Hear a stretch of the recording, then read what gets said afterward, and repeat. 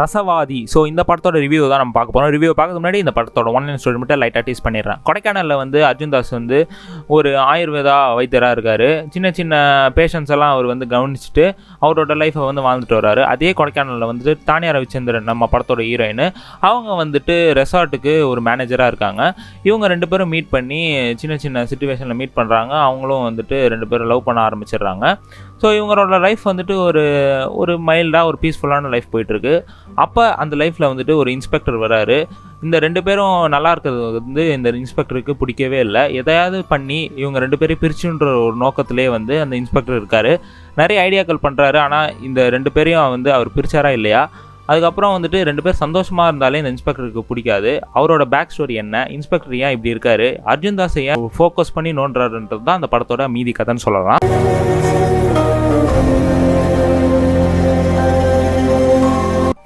So இந்த படத்தோட positive negative சொல்கிறதுக்கு முன்னாடி இந்த படத்தோட கேரக்டர்ஸ்லாம் நான் சொல்லிடுறேன்.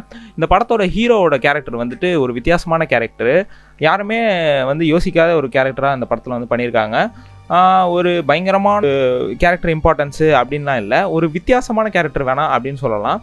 ஒரு ஆல்கெமிஸ்டாக வந்துட்டு சின்ன சின்ன விஷயங்கள்லாம் பண்ணுறாரு நம்ம அர்ஜுன் தாஸ். மரங்கள் செடிகள் கூட எந்த கொடுமையும் பண்ணக்கூடாதுன்றதுக்காக சில விஷயங்கள்லாம் பண்ணுறாரு. அதெல்லாம் வந்துட்டு சூப்பராகவே இந்த படத்தில் வந்து இருக்குன்னே சொல்லலாம். ஃபர்ஸ்ட் ஆஃப் ஃபுல்லாகவே வந்துட்டு ஹீரோவோட இம்பார்ட்டன்ஸ் வந்து நிறையாவே இருக்குது.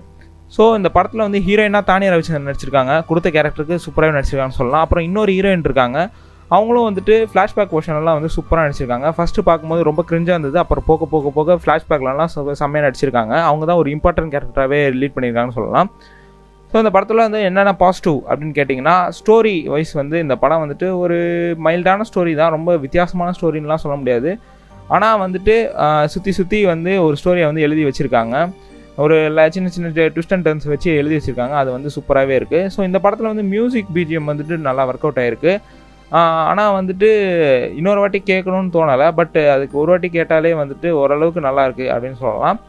ஸோ இந்த படத்தில் வந்துட்டு முக்கியமான பாசிட்டிவ் அப்படின்னு கேட்டிங்கன்னா, அந்த படத்தில் நடித்த வில்லன் தான். இன்ஸ்பெக்டராக வந்துட்டு சுஜித் சங்கர் நடிச்சிருக்காரு. அவரோட பாவனைகள், அவரோட கேரக்டர் இந்த படத்தில் பார்த்தீங்கன்னா பயங்கர பயமாகவும் ரொம்ப கொடூரமாகவும் இருக்கும். இவர் வந்தாலே ஐயோ இவன் என்னடா பண்ண போகிறான் அப்படின்ற அளவுக்கு வந்துட்டு ஒரு பயத்தை உண்டாகுச்சு. ஸோ இந்த படத்தோட வில்லன் கேரக்டர் வந்துட்டு ரொம்பவே வந்து ரிமார்க்கபுளாக இருந்தது. ஒரு நல்ல வில்லன் வந்து தமிழ் இண்டஸ்ட்ரி கிடச்ச மாதிரி இருக்குது. ஸோ இந்த படத்தில் வந்துட்டு அவர் ஒரு மாதிரி மலையாளம் பேசிட்டு ஒரு மாதிரி தமிழ் பேசுவார். அது வந்து எங்கேயுமே நமக்கு தெரியாமல் ஒரு சூப்பரான கேரக்டராக இந்த படத்தில் இம்ப்ரெஸ் பண்ணியிருக்கான்னு சொல்லலாம். ஸோ இந்த படத்தில் வந்து வில்லன் வந்துட்டு ஒரு பயங்கரமான இம்பார்ட்டன்ஸு. சுஜித் சங்கர் வந்துட்டு ஃபர்ஸ்ட் ஹாஃப்லேருந்து செகண்ட் ஹாஃப் வரைக்கும் ஹோல்ட் பண்ணி எடுத்துகிட்டு போயிருக்காரு இந்த படத்தில் அப்படின்னு சொல்லலாம்.